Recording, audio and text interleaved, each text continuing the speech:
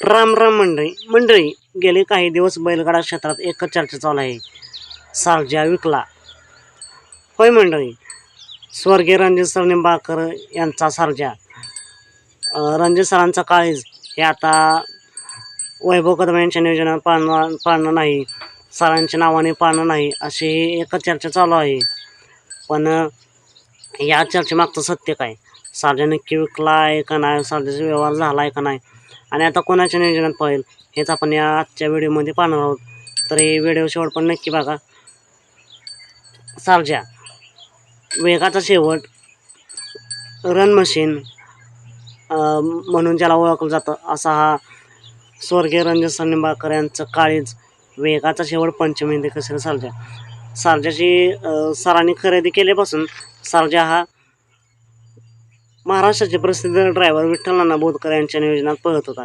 पण आता गेले काही दिवस हाच सारजा वैभव कदम यांच्या नियोजनात पळतोय. आणि वैभव कदम यांच्या नियोजनातच पळत असताना गेले काही दिवस एकच चर्चा चालू आहे की सारजाची विक्री झालेली आहे. तर मित्रांनो, या चर्चेचे मागचं सत्य काय? सारजा नक्की विकला का नाही याचीच माहिती या चर्चेमागचं सत्य काय हे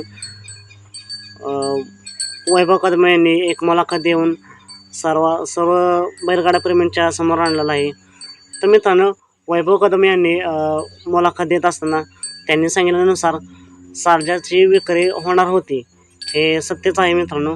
सारजाच्या विक्रीचा व्यवहार चालूच होता. तो व्यवहार चालू होता आनंद आप्पा रेठरे यांच्याबरोबर. पण वैभव कदम यांचे काही प्रॉब्लेम असल्यामुळे, म्हणजे काही कारणास्तव ही विक्री अजून तरी झालेली नाही. हा व्यवहार अजून पण झालेला नाही. कदाचित आगामी काळात पुढच्या काळात ही विक्री होऊ शकते. तर मित्रांनो, व्हिडिओच्या शेवटी एकच सांगतो की स्वर्गीय रणजित सर निंबाळकर यांचं काळीज, वेगाचा शेवट सारजा याची विक्री होणार होती. विक्रीचा व्यवहार चालू होता. पण तुर्तास आत्ताच्या घडीला तरी हा व्यवहार झालेला नाही. आणि अजूनसुद्धा पुढच्या काळात सारजा स्वर्गीय रणजित सर निंबाळकर यांच्या नावानेच वैभव कदम यांच्या नियोजनात पळेल. आणि जर कदाचित पुढच्या काळात विक्री झाली तर मग दुसऱ्या कोणाच्या तर नावावरती पळेल.